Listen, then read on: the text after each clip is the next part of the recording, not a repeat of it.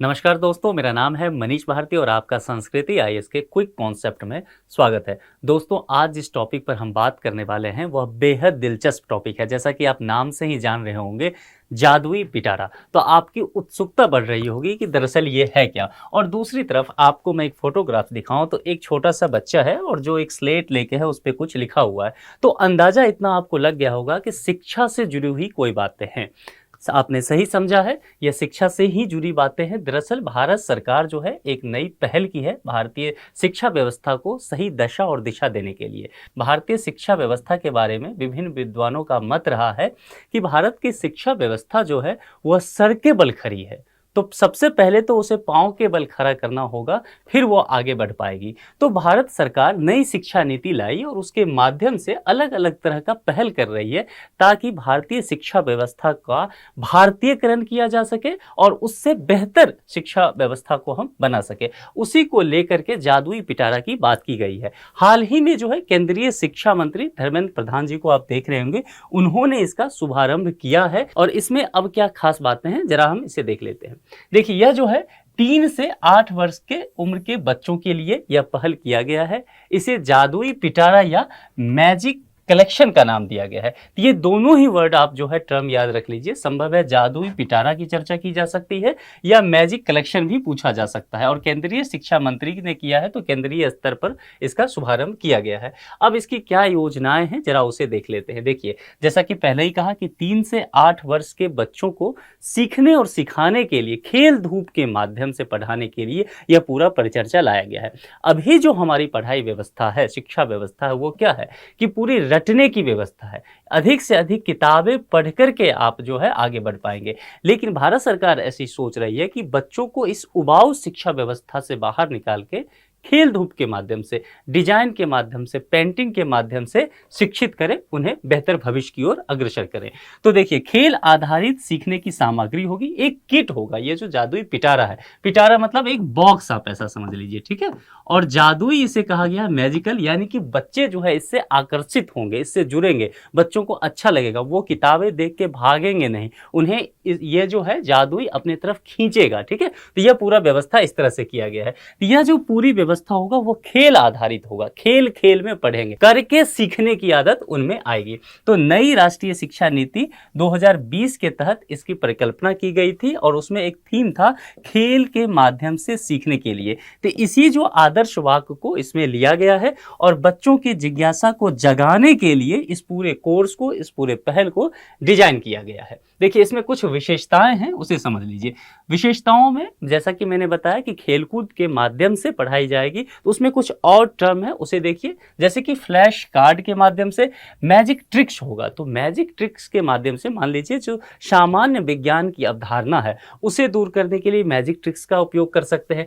कठपुतलियों के द्वारा जो है विभिन्न सामाजिक सांस्कृतिक बातों को बच्चों तक आसानी से पहुंचा सकते हैं। और ये इसके लिए क्या है, एक शिक्षण टूल किट तैयार किया गया है जो कि जादुई पिटारा के रूप में हुआ है। इसमें और भी कुछ चीजें की जाएगी। एक किताब होगा जो प्ले बुक होगा। मान लीजिए जैसे कॉमिक्स वगैरह होता है तो बच्चों को चित्र के साथ, कॉमिक्स के साथ वो पढ़ने में मजा आता है, अच्छा लगता है, तो प्ले बुक हो गया। जैसे खिलौने के माध्यम से, अब बच्चे को आप पढ़ने कहेंगे तो पढ़ेगा नहीं, लेकिन खेलने कहेंगे, खिलौना देंगे तो खिलौने से खेलने में उसे बड़ा मजा आता है। तो क्यों ना हम ऐसी शिक्षा व्यवस्था तैयार कर ले जो बच्चे खेल खेल में ही चीजों को सीखे। तो खिलौने के माध्यम से, पहेलियां, पोस्टर के माध्यम से, स्टोरी बुक्स, उन्हें बच्चों को कहानी सुनना बहुत पसंद है, तो ऐसा बुक्स तैयार कीजिए जिसमें स्टोरी के हिसाब से चीजें चले आगे।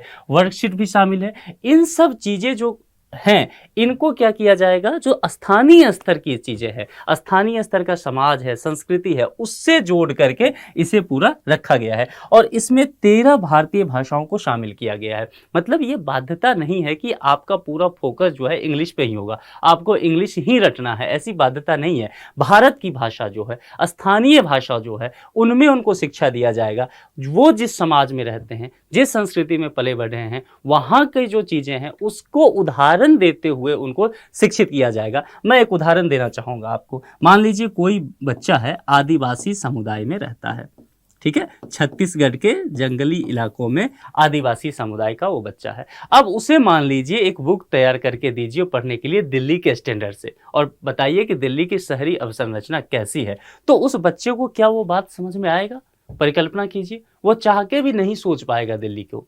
तो इसलिए ज़रूरी है कि उसको जो उदाहरण दिया जाए, उसको जो वर्कशीट दिया जाए, उसके आसपास की जो जगह है, जो सामाजिक स्थिति उसकी है, ठीक है, उसके आधार पर उसे समझाया जाए। और इसकी भाषा कैसी रखी, तो स्थानीय भाषा, जो भी वहाँ की स्थानीय भाषा, ये आदिवासी समुदाय जो भाषा बोलती है, या उस राज्य की जो स्टैंडर्ड भाषा है, उसको रख लिया जाए, ताकि बच्चों पर दबाव ना पड़े। पढ़ाई का किसी तरह से दबाव नहीं पड़ना चाहिए। वैसे भी देखिए, इसे national curriculum framework for foundation stage यानी कि NCFFS के तहत विकसित किया गया है, और इसकी चर्चा जो है राष्ट्रीय शिक्षा नीति 2020 में भी की गई थी, इसकी अनुशंसा की गई थी, तो उसी के मद्देनजर ये तैयार किया गया है।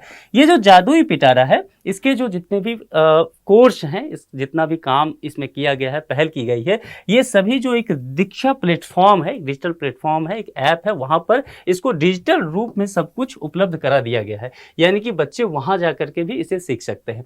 अब इसे जो, जैसा कि मैंने चर्चा किया था, NCFFS ये क्या है, इसे एक बार डिटेल से समझ लीजिए।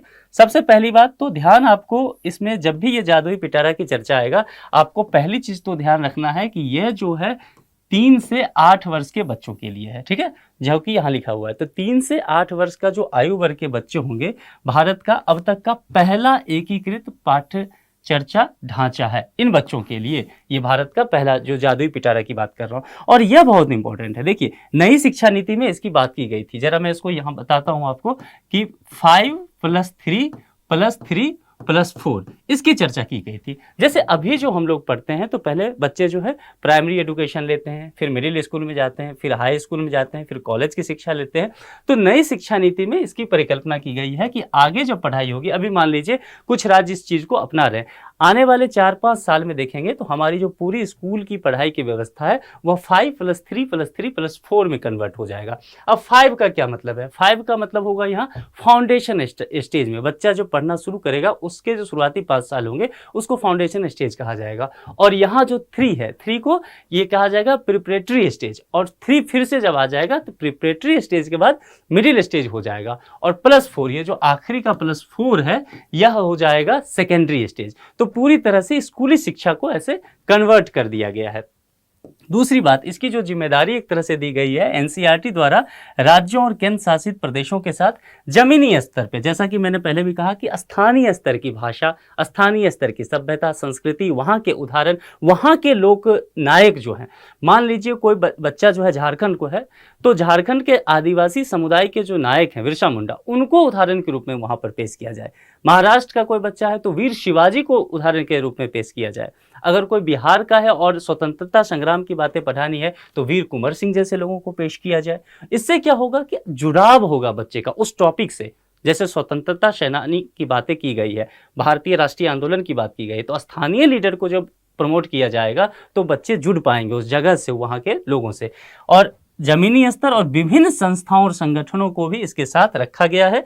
इसके साथ जो है व्यापक परामर्श किया गया है, डिस्कशन किया गया है, उसके बाद इस कोर्स को पूरी तरह से तैयार किया गया है। तो यह जो जादुई पिटारा है, इससे यही उम्मीद की जा रही है कि यह जादुई पिटारा जो 3 से 8 वर्ष के बच्चे हैं जो स्कूल में पढ़ने जाएंगे शुरुआती स्तर पे, माना जा रहा है कि उनके जीवन में, उनके पाठ्यक्रम में यह जादुई परिवर्तन भी करेगा। और यह भारतीय शिक्षा व्यवस्था के लिए भी बेहतर होगा, क्योंकि कहते हैं ना कि बुनियाद अगर मजबूत हो तो इमारत जो है बुलंद होगा ही। तो हमारी जो शिक्षा व्यवस्था का मूल तंत्र जो है, मूल आधार जो है, उसे अगर हम बहुत बेहतर कर लें तो निश्चित तौर पे बच्चे जो आगे चल के पढ़ेंगे वो और बेहतर अपना जीवन भविष्य जो है उज्जवल कर पाएंगे, और भारतीय शिक्षा व्यवस्था के लिए भी यह बेहतर होगा। तो इस वीडियो में इतना ही, दूसरे वीडियो के साथ जल्दी हम जुड़ेंगे। अपना ख्याल रखिए।